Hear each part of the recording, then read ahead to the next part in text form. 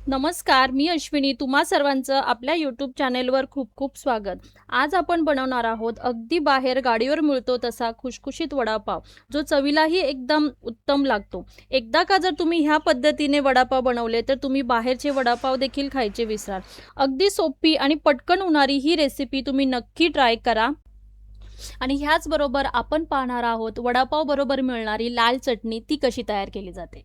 Video शेवटपर्यंत नक्की बघा. चला तर मग रेसिपीला सुरुवात. इथे मी अर्धा किलो बटाटे उकडून घेतलेले आहेत. त्यासोबत लागणार आहेत 9 ते 10 हिरव्या मिरच्या, 1 वाटी कोथिंबीर, अर्धा इंच आलं, 10 ते 12 लसणाच्या पाकळ्या.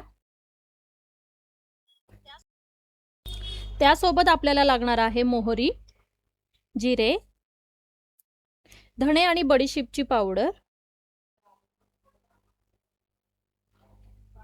कढीपत्ता,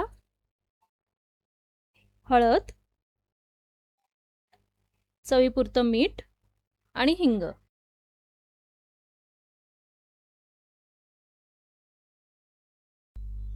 सर्वात आधी आपण इथे हिरवी मिरची आणि कोथिंबीर हे मिक्सरमध्ये बारीक करून घेऊ आणि त्यासोबतच आलं आणि लसणाची ही बारीक अशी पेस्ट तयार करून घेऊ. एका कढईमध्ये 2 चमचे तेल गरम करून त्यात आपण टाकूया मोहरी, जिरे, कढीपत्ता, तयार केलेली कोथिंबीर आणि मिरचीची पेस्ट, आलं लसूण पेस्ट, सोबतच जी बडीशेप आणि धण्याची पावडर आपण करून घेतली आहे ती, किंचित हळद. हे सर्व टाकून आपण मिश्रण व्यवस्थित मिक्स करून घेऊ आणि त्यामध्ये बटाटे टाकून घेऊया.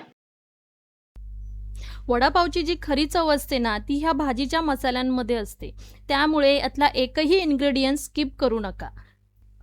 हे आपण व्यवस्थित असं मिक्स करून घेऊ आणि एका ताटामध्ये याला काढून घेऊ.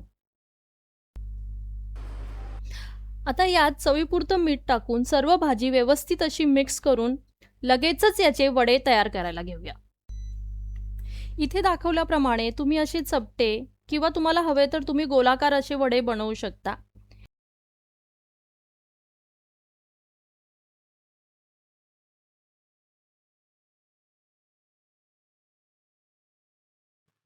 इथे मी अशा प्रकारे सर्व वडे तयार करून घेतले आहेत.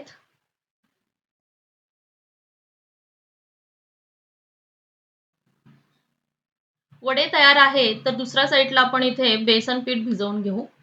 तर इथे मी 2 कप बेसन पीठ घेतलेलं आहे आणि त्यासाठी इथे आपण लागेल तसं पाणी घेऊन हे पीठ व्यवस्थित असं मिक्स करून घेणार आहोत. पीठ व्यवस्थित असं मिक्स करून घ्यायचंय जेणेकरून त्या पिठामध्ये गुठळ्या राहणार नाही. तुम्ही हवं तर हे पीठ चाळणीने चाळूनही घेऊ शकता. व्यवस्थित असं एका डायरेक्शननी फिरवून हे पीठ असं स्मूथ आपल्याला तयार करून घ्यायचंय. आणि इथे आता आपण 2 टेबलस्पून राईस फ्लोअर टाकणार आहोत, जेणेकरून आपले वडे हे खुसखुशीत होतील. आणि टाकूया चवीपुरतं मीठ.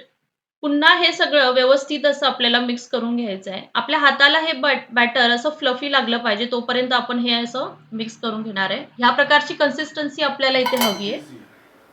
वडे तयार आहेत, पीठही तयार आहे. आता आपण हे वडे तळायला सुरुवात करूया. इथे मी वडे तळण्यासाठी आपला जो पोह्यांचा चमचा असतो त्याचा वापर केलेला आहे. ज्यामुळे आपल्या वड्यांना एक असा व्यवस्थित शेप तयार होतो आणि वडे वाकडे-तिकडे तेलामध्ये सोडले जात नाहीत. चला तर मग सगळे वडे आपण चमच्याच्या साहाय्याने तेलामध्ये सोडून घेऊ आणि याला व्यवस्थित असं गोल्डन कलर येईपर्यंत तळून घेऊ. वडे तळत असताना गॅसची फ्लेम ही आपल्याला मीडियम ठेवायची आहे, जेणेकरून आतून बाहेरून हे वडे एकदम व्यवस्थित असे तळले. अशा प्रकारे सगळे वडे आपण छान तळून घेतलेले आहेत.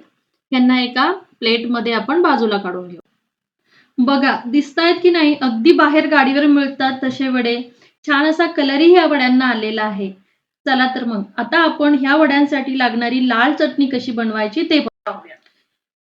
तर त्यासाठी इथे मी राहिलेल्या पिठापासून काही असा चुरा बनवून घेतलेला आहे. वडे तळत असतानाचा जो चुरा राहतो तोही आपण इथे घेणार आहोत. एका मिक्सरच्या भांड्यामध्ये तयार केलेला चुरा, त्यामध्ये एक बटर, 15 ते 20 लसणाच्या पाकळ्या आणि चवीनुसार लाल तिखट घालून घ्यायचं आहे आणि मिक्सरला जाडसर असं फिरवून घ्यायचं आहे. आणि ही इथे आपली लाल तिखट चटणी तयार आहे. वड्यांसोबत लागणारी हिरवी मिरची आपण इथे तयार करून घेऊया. मिरच्यांना मध्ये असा एक काप देऊन घ्यायचा आणि झाऱ्यामध्ये मिरच्या टाकून त्यावर अशी एक प्लेट टाकून घ्यायची. म्हणजे मग त्या मिरच्या उडणार नाहीत. तयार मिरच्यांवर थोडंसं मीठ टाकून घेऊ आणि वडे सर्व्ह करूया. अगदी पाहताच खावेसे वाटणारे खमंग असे हे बटाटे वडे तयार आहेत. सध्या पावसाचे दिवस सुरू आहेत. तुम्हालाही काही असं गरम तळलेलं खावंसं वाटत असेल, तर तुम्हीही अशी रेसिपी नक्की घरी ट्राय करा. बाहेर मस्त असा पाऊस आणि हे असे गरमागरम वडे आणि त्यासोबत एक कप चहा. वाह! अजून काय हवं नाही का? तर तुम्हाला ही माझी रेसिपी आवडली असेल, तर चॅनेलला लाईक, शेअर आणि सबस्क्राईब करायला विसरू नका. पुन्हा भेटूया अशाच एका नवीन रेसिपी सोबत. तोपर्यंत बाय बाय.